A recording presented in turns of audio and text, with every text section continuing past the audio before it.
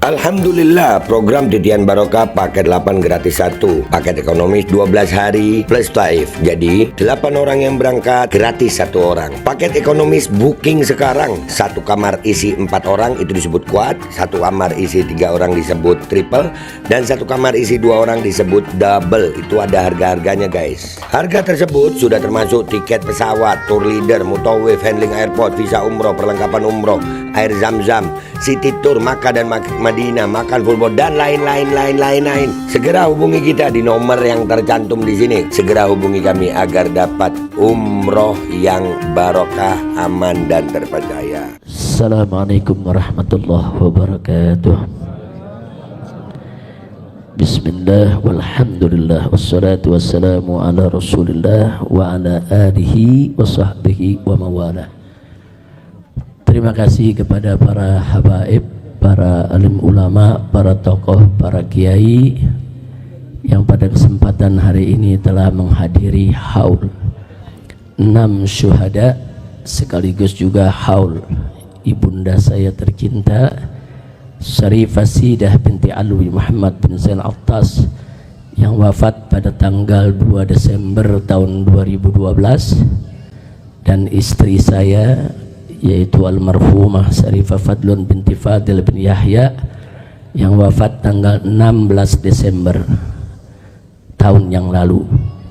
Jadi para syuhada maupun sahibul haul dari saya punya ibunda maupun istri, semuanya memang wafat pada bulan Desember. Karena itu pada hari ini kita lakukan haul, sekaligus mudah-mudahan diterima oleh Allah Subhanahu wa taala, karena memang yang paling membahagiakan orang-orang yang sudah meninggal dunia adalah tatkala mereka diziarahi dan didoakan. Kita semua kelak akan merasakan itu. Pada saat nanti kita sudah meninggal dunia, betapa senang ruh kita pada saat ada yang kirimkan doa kepada kita, ada yang ziarah ke kita, memberikan salam kepada kita, terus duduk berdoa, yaitu di pusara kita. Itu akan menjadi hal yang sangat menyenangkan bagi alam arwah.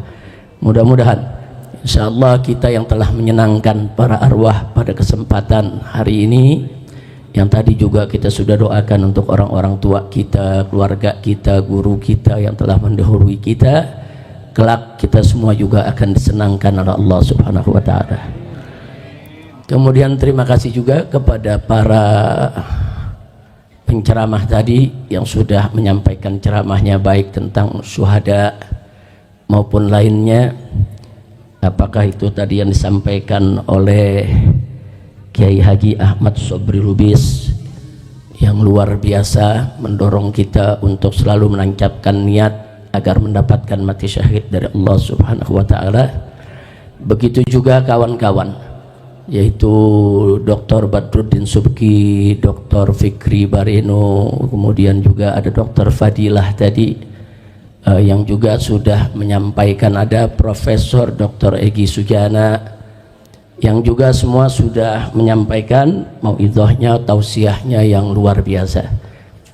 Tidak juga lupa Al-Habib Hamid, begitu juga Habib Zaki yang duduk di sebelah kanan dan kiri saya, yang bukan saja memberikan motivasi kepada segenap jamaah, tapi juga sekaligus mengikrarkan kembali semangat beliau-beliau untuk tetap istiqamah berjuang mencari ridha Allah dan Rasulullah sallallahu alaihi wasallam. Baik, tidak banyak yang saya mau sampaikan. Tolong dicatat baik-baik bahwa KM 50 tidak boleh kita lupakan. KM 50 akan terus untuk kita usut, karena KM 50 ini merupakan satu tragedi luar biasa.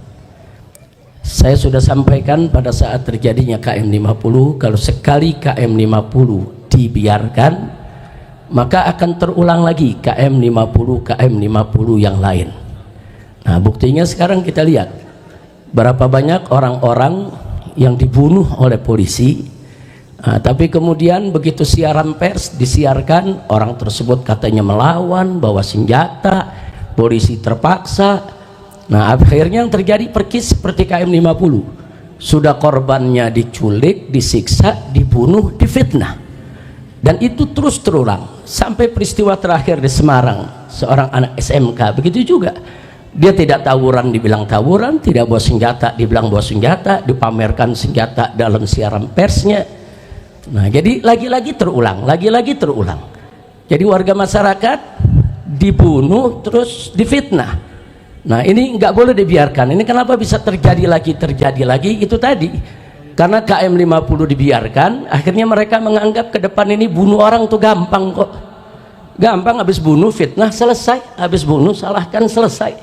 Nah, sampai kapan ini akan terus terjadi dan ini akan terus terulang. Sampai peristiwa sebesar Kanjuruhan yang meninggal itu lebih dari 100 orang, tetap saja yang meninggal yang disalahkan. Nah, lagi-lagi mereka semua disalahkan. Jadi polisi seperti malaikat, nggak pernah salah. Nah, ini berbahaya sekali. Nah, maka itu sekali lagi kami tidak akan diam. KM 50 akan terus kami kejar. Dan orang yang paling bertanggung jawab dalam peristiwa KM 50 adalah Jokowi. Bukan hanya karena beliau sebagai seorang presiden. Mungkin orang mengatakan, oh mungkin tanggung jawabnya moral karena sebagai seorang presiden. Bukan.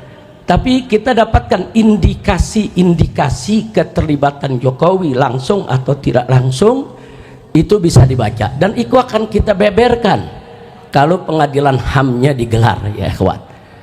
Nah, jadi jelas sekali dari sebelum terjadinya peristiwa KM 50 bagaimana Jokowi mengerahkan Kopsus, Komando Operasi Khusus ke Petamburan, lengkap dengan persenjataannya untuk menakut-nakuti saya dan keluarga.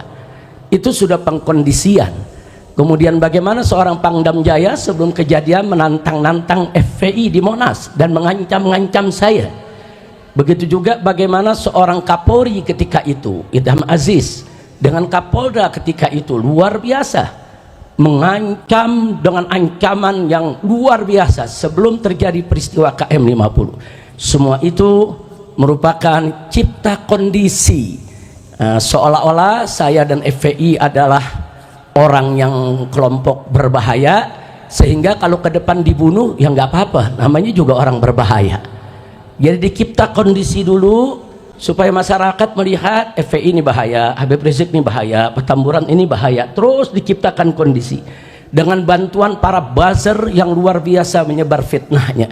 Begitu opini terbentuk bahwa FPI ini berbahaya, Habib Rizik berbahaya, barulah terjadi peristiwa KM 50. Artinya supaya apa? Supaya kalau sayanya terbunuh atau FPI-nya, laskarnya terbunuh, orang akan menganggap biasa. Ini kan orang-orang keras, ini orang ekstrim, ini memang orang berbahaya. Jadi kita kondisi semacam ini sudah jadi drama sinetron yang sering dimainkan oleh rezim Jokowi. Maka itu saya katakan sekali lagi, itu merupakan indikasi kalau Jokowi terlibat dalam KM 50. Nah, tidak sampai di situ. Begitu terjadi KM 50, Jokowi lah yang pertama kali menyatakan bahwa polisi sudah berbuat benar, masyarakat jangan melawan.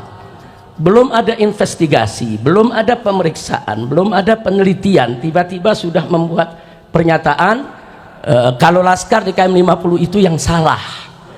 Sementara polisi yang membantainya itu benar, sedang menjalankan tugas.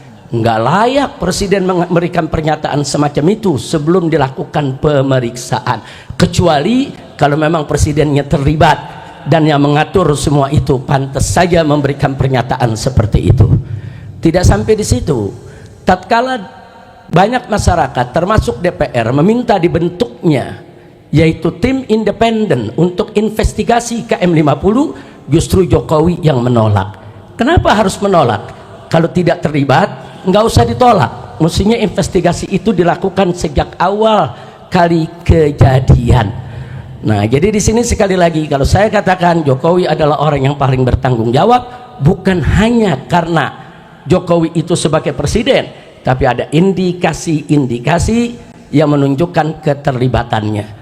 Termasuk 3 hari sebelum kejadian KM 50 di tempat ini, di markas syariat ini, tadi diceritakan oleh Dr. Fadilah, bagaimana saya berkumpul dengan sekumpulan jurnalis Kemudian tahu-tahu ada drone yang merekam semua kegiatan kami. Begitu kita kejar itu drone, ternyata yang memainkan drone itu adalah 3 anggota BIN. Dan ini bukan fitnah, bukan, kami rekam semua. 3-tiganya punya kartu anggota BIN resmi. Yang satu juga punya kartu anggota sebagai jurnalis, yang satu sebagai mahasiswa, yang satu lagi sebagai anggota TNI. 3-tiganya punya kartu anggota BIN secara resmi. Mereka memakai mobil dengan nomor plat palsu dan semuanya kita tangkap. Mobil-mobilnya kita tangkap, kita interogasi, kita rekam. Bahkan sampai data-data yang ada di komputer mereka kita sedot. Kita ambil itu datanya. Ternyata ya, di dalam laptop yang mereka bawa ada operasi D5 yang saya menjadi targetnya. 3 hari sebelum peristiwa itu. Artinya apa? Ini anggota BIN ini menunjukkan adanya keterlibatan instansi negara, badan intelijen negara. Nah, jadi Jokowi dan orang-orangnya, apakah itu BG, apakah itu Fadil Muhammad, apakah itu Idam Aziz, Tito, Dudung, Abdurrahman dan lain sebagainya, baik langsung maupun tidak langsung, semua terlibat. Dan kami akan kejar mereka ya kawan, secara hukum, baik dari dunia sampai akhirat. Nah, jadi jangan lagi kita ini semua dibodoh-bodohi. Kami punya data itu sampai hari ini masih kami simpan. Sekali lagi masih kami simpan. Adapun pemeriksaan Komnas HAM, saudara, secara umum ya ada bagusnya. Tapi lucunya semenjak Komnas HAM itu bekerja sampai hari ini, Komnas HAM tidak pernah menanyakan saya, memanggil saya, meminta keterangan dari saya, baik secara lisan maupun secara tulisan. Padahal peristiwa KM50 target utamanya adalah saya. Jadi dari mulai Komnas HAM bekerja sampai hari ini, Komnas HAM tidak pernah menanyakan saya sepatah kata pun juga. Ada apa? Mestinya kalau Komnas HAM itu profesional, dia harus menanyakan. Justru target utamanya mesti ditanya, kenapa, ada apa. Nah, tapi ternyata sama sekali tidak. Nah, karena itu sekali lagi saya tidak ingin bicara panjang lebar di sini, tapi terlalu banyak nama-nama yang terlibat, saudara, dan semua kita catat. Ada 35 nama aparat yang kami catat. Dari yang pangkatnya jenderal sampai yang pangkatnya di bawah, semua kami catat orang-orang yang terlibat daripada peristiwa KM50. Di sana kita lihat, saudara, ada Kombes Polisi TB Adi Hidayat, dulu menjabat sebagai Diskrimum Polda Metro Jaya. Ini yang memberikan surat tugas untuk terus menguntit saudara, saya sekeluarga. Surat tugasnya resmi yang menandatangani orang ini. Orang ini sama sekali tidak dipecat, bahkan pangkatnya dinaikkan. Sekarang sudah dapat bintang. Nah, kemudian masih ada lagi AKBP Handik Zusen, baru 3 hari yang lalu pangkatnya juga dinaikkan di Polda Metro Jaya. Kemudian masih ada AKBP Widi Irawan, saudara. Ini yang diduga yang menjadi supir mobil Land Cruiser hitam. Masih ada AKBP Rulian Sauri, ini yang diduga melakukan pemindahan jenazah daripada 6 laskar. Kemudian masih ada Ibda Muhammad Yusmin Ohorela, ini yang diduga sebagai algojo eksekutor daripada KM50. Masih ada Bribka Faisal Kasbi Alea, ini juga termasuk eksekutor. Masih ada Bribka Adi Ismanto, masih ada Bribka Guntur Pamungkas, masih ada Bribtu Fikri Ramadan Tawainella, dan lain sebagainya. Bahkan secara sistematis para buzzer digerakkan untuk membenarkan tindakan polisi dan menyalahkan daripada para syuhada KM50. Bahkan ada buzzer yang kirim rangkaian bunga mengucapkan selamat kepada Polda Metro Jaya atas berhasilnya membunuh 6 laskar. Ini semua kita rekam dan semua kita catat. Nama-nama orangnya ada, saudara, foto-fotonya semua ada. Jadi kita tinggal tunggu waktu yang tepat untuk kita seret mereka semua ke pengadilan HAM. Nah, jadi sekali lagi saya tidak bisa bacakan semua nama-nama yang ada, tapi nama-nama tersebut tidak akan pernah kita lupakan. Dan alhamdulillah mobil yang dipakai oleh para syuhada ketika mereka ditembaki, mobilnya ada di depan sana, Anda udah lihat dibangun museum. Di situ ada mobil yang digunakan oleh para laskar dan itu menjadi barang bukti. Jadi sengaja kita simpan sebagai barang bukti. Begitu nanti pengadilan HAM digelar, maka ini merupakan salah satu bukti barang yang harus ditunjukkan di pengadilan. Tidak sampai di situ. Kalau kita bicara novum, tadi sudah dibahas oleh Dr. Fadillah, perlu kita ketahui novum yang kita punya sebetulnya bukan hanya CCTV KM50, tapi tidak jauh dari pintu tol Kerawang Timur ada sebuah hotel, yaitu Novotel. Hotel tersebut saudara juga punya CCTV yang merekam aksi penembakan para aparat terhadap 6 syuhada kita.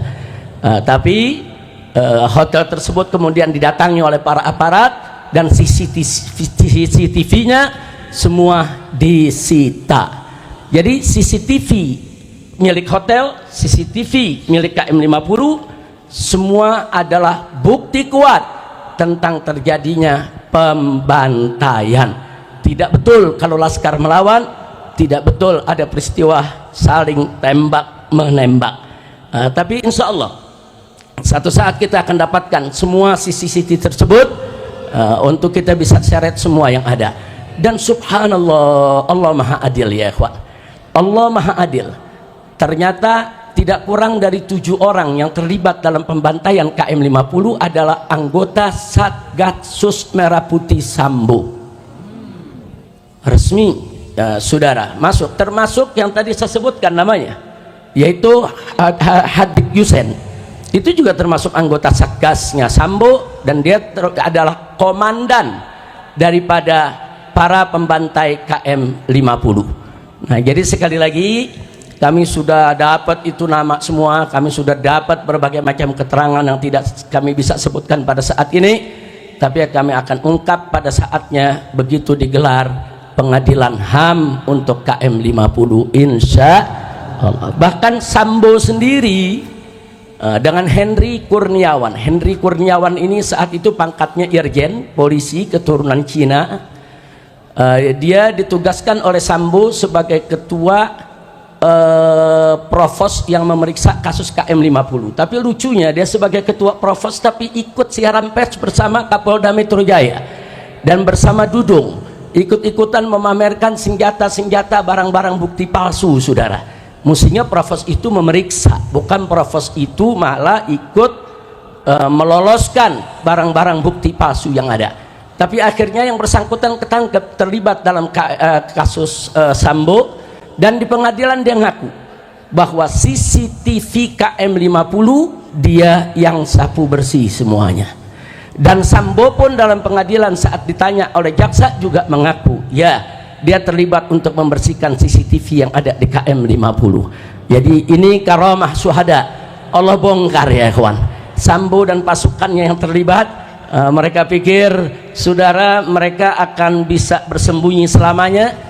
Ternyata Allah ciptakan ada peristiwa bagaimana Sambo dan kawan-kawan membunuh yaitu salah satu daripada anggotanya, dan akhirnya di pengadilan semua terbongkar.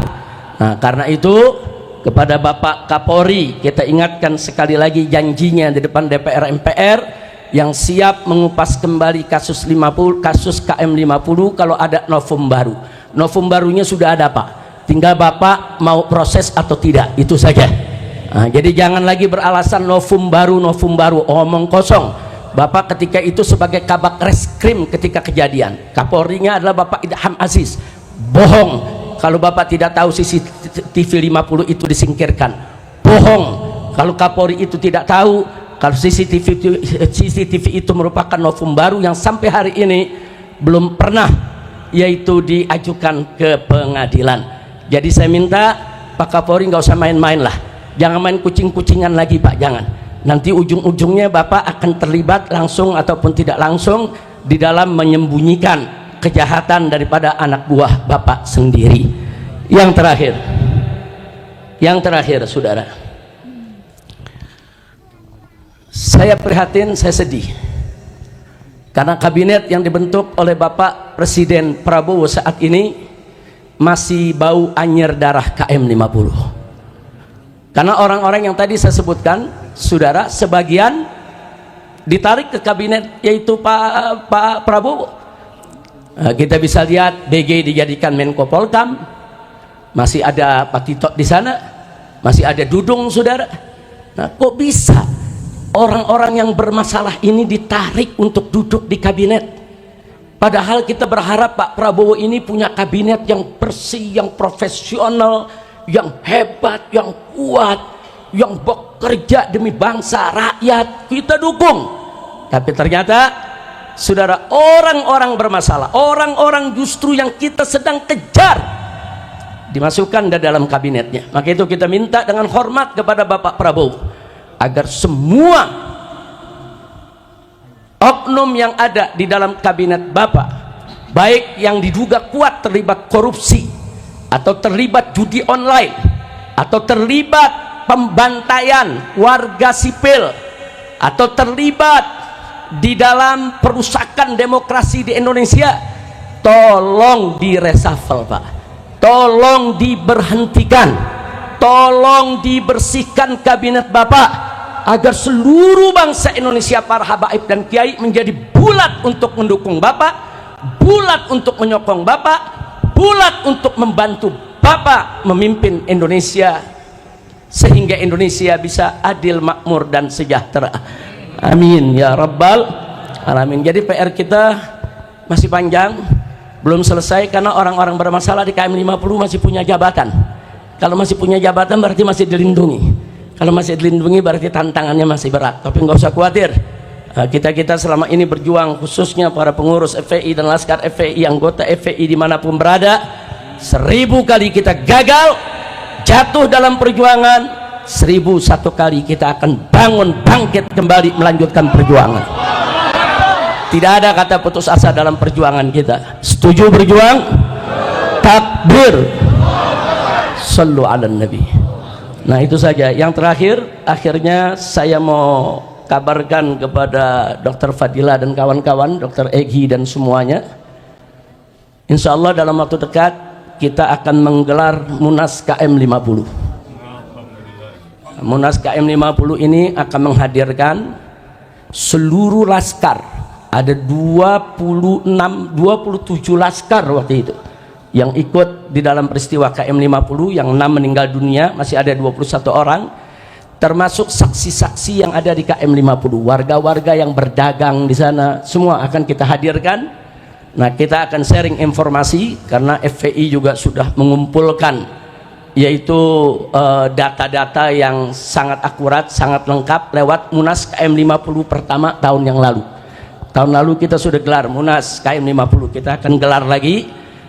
Kami berniat anggota TP3 kalau nggak salah ya. Nah, supaya TP3 bisa hadir semua.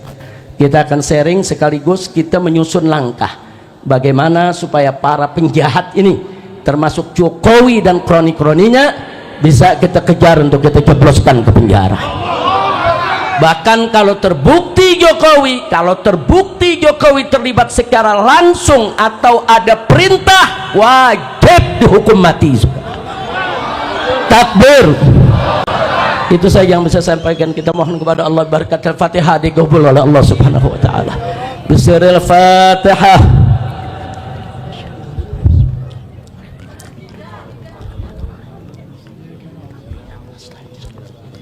Shiratal ladzina. Al-Qodi kembali hadir. Baju koko kesayangan Anda kini sudah tersedia kembali. Untuk pemesanan hubungi nomor di atas. Dengan desain yang semakin modern dan bahan yang semakin nyaman. Al-Qodi siap menemani ibadah dan aktivitas sehari-hari Anda. Dapatkan koleksi terbaru Al-Qodi sekarang juga.